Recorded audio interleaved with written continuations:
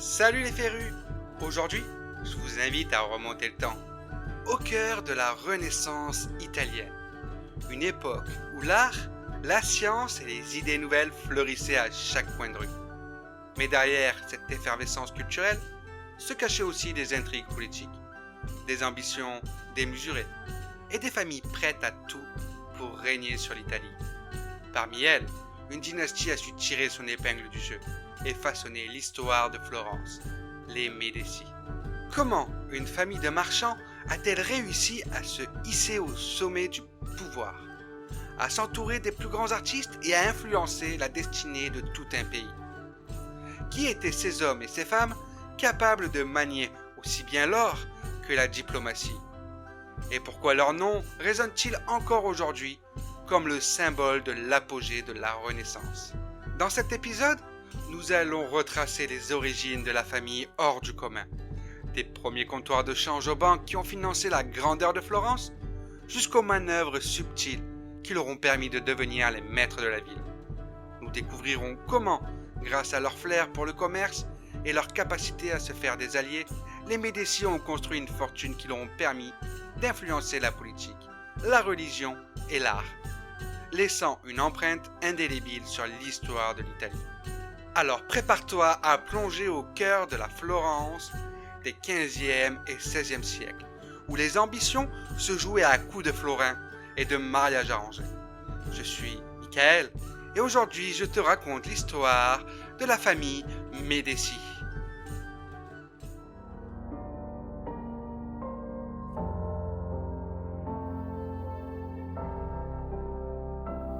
Bienvenue sur le podcast Raconte-moi son histoire.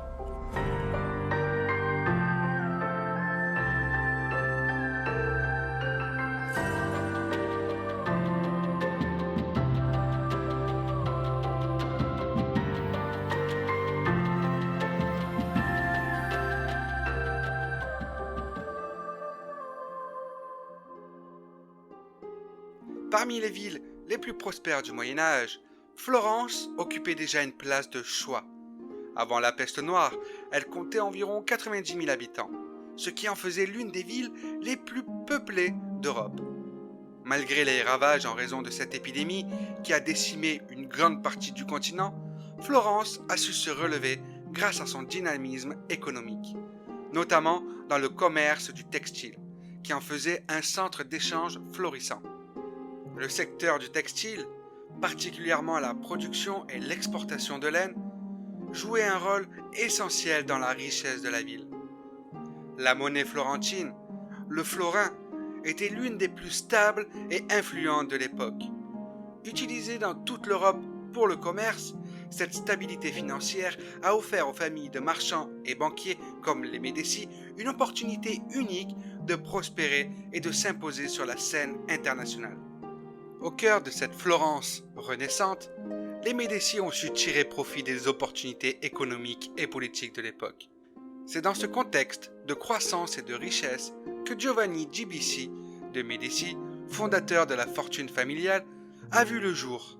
Né en 1360, Giovanni, d'abord un simple marchand, s'est progressivement tourné vers le secteur bancaire. Un choix stratégique qui allait changer le destin de sa famille et de toute la ville.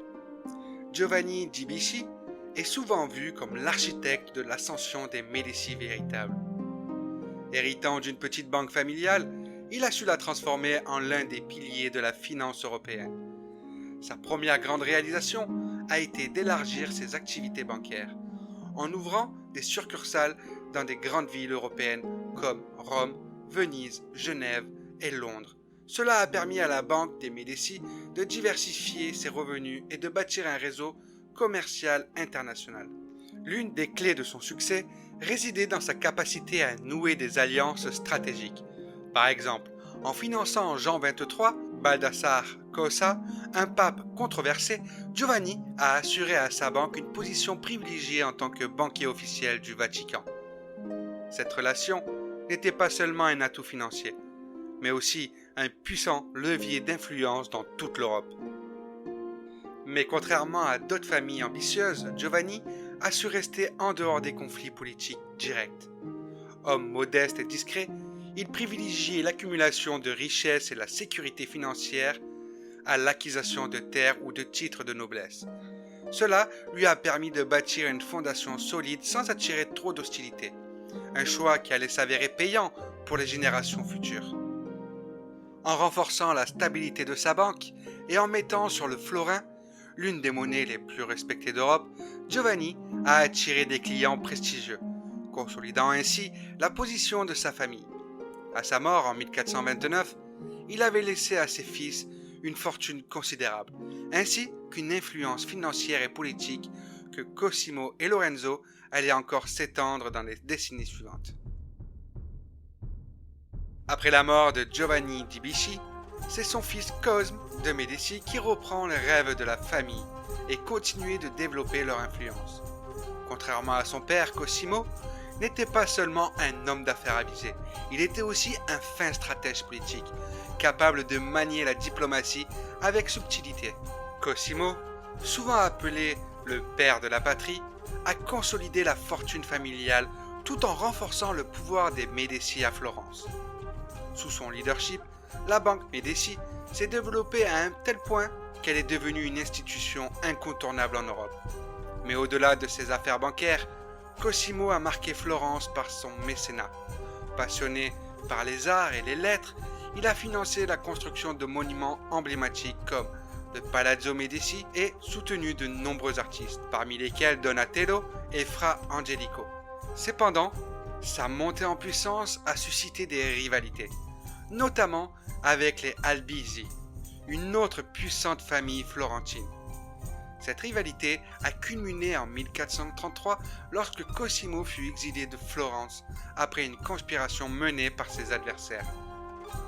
Mais son exil fut de courte durée. Grâce à son réseau d'alliances politiques et son immense fortune, il fut rappelé à Florence dès l'année suivante. Acclamé par le peuple qui voyait en lui un protecteur de la cité. Une fois revenu, Cosimo a consolidé son pouvoir, tout en demeurant dans l'ombre des institutions républicaines. Il préférait gouverner en coulisses sans jamais s'attribuer correctement les titres de pouvoir, ce qui lui permettait d'éviter les critiques directes. À sa mort, en 1464, Cosimo laissa derrière lui une Florence prospère, rayonnante d'art et de culture. Ses actions avaient non seulement cimenté la place des Médicis à Florence, mais avaient également ouvert la voie à une période de domination culturelle et politique qui durera encore plusieurs générations.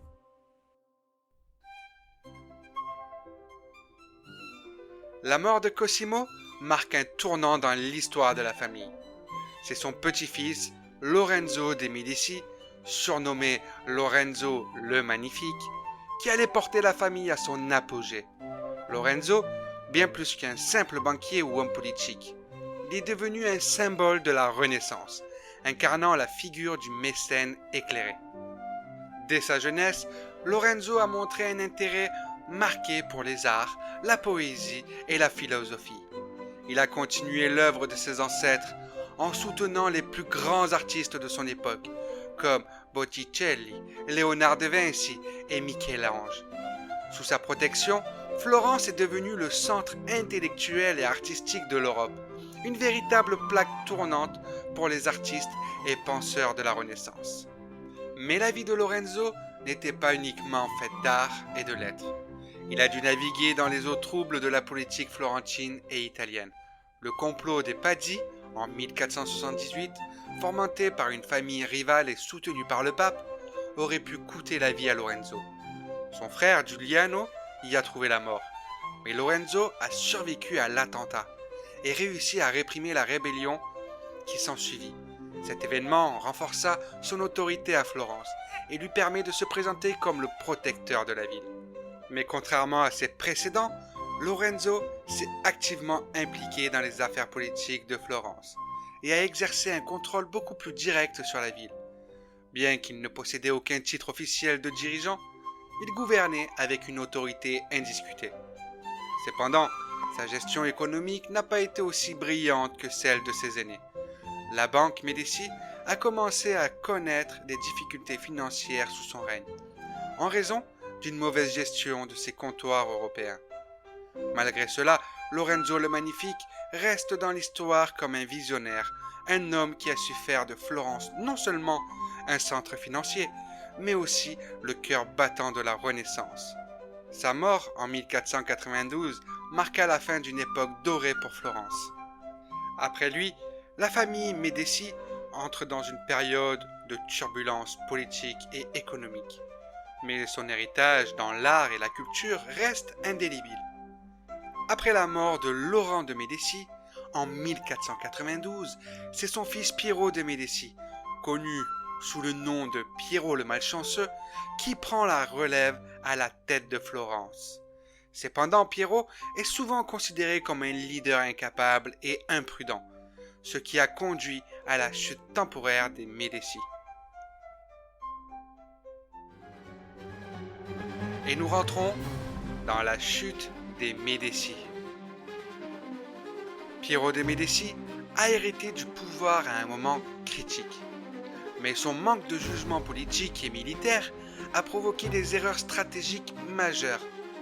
Face à l'invasion de l'Italie par Charles VIII de France en 1494, Piero a tenté de négocier avec le roi français en lui cédant des forteresses cruciales sans consulter le conseil florentin. Cette décision a été perçue comme une tragédie et la population florentine s'est rapidement retournée contre lui. Piero fut forcé de fuir la ville, marquant ainsi la fin de la première domination des Médicis à Florence. Après son exil, Florence a été temporairement dirigée par un gouvernement républicain d'influence, par le moine dominicain Savonarole, qui prônait un retour à des valeurs plus pieuses et austères. Cependant, l'influence des Médicis n'a pas disparu totalement.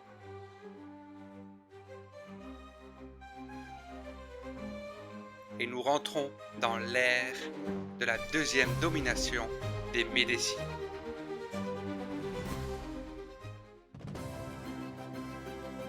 L'exil des Médicis ne fut qu'un chapitre temporaire dans leur histoire. La famille n'allait pas tarder à revenir sur le devant de la scène florentine, grâce à de nouveaux chefs plus compétents. La chute de Piero ouvrait ainsi la voie à un retour plus fort, notamment sous Comme Ier de Médicis, qui allait fonder le Grand-Duché de Toscane et consolider la puissance des Médicis en tant que souverain officiel de la région. Après la fuite de Piero de Médicis et la brève interruption du pouvoir familial, les Médicis n'ont pas tardé à reprendre le contrôle de Florence. C'est Giovanni de Médicis, fils de Lorenzo le Magnifique, qui joua un rôle clé dans cette restauration. Giovanni devint pape sous le nom de Léon X en 1513, consolidant la position des Médicis non seulement à Florence, mais aussi à Rome. Son élection au Saint-Siège a apporté une influence politique majeure à la famille et a permis de régénérer leur fortune et leur prestige. Avec son soutien, son frère Giuliano de Médicis et son neveu Lorenzo II de Médicis purent restaurer leur pouvoir sur Florence. Lorenzo avait 2 enfants, une fille et un garçon caché. Ce garçon, surnommé Il Moro, devint duc de Florence. Mais je ne m'étendrai pas plus sur lui car j'ai déjà consacré tout un épisode entier sur son parcours fascinant. Sa demi-sœur, Catherine de Médicis, est tout aussi intrigante. Femme d'influence, elle régna sur la France après la mort de son époux, Henri II. Ses décisions audacieuses et ses manœuvres politiques ont laissé une empreinte indélébile dans l'histoire française, souvent teintée de controverses et de mystères. Mais nous allons nous arrêter là sur cette partie. Mais restez à l'écoute, parce que sur la partie numéro 2, je consacre l'épisode entier sur Catherine de Médicis. Donc je vous dis à de suite.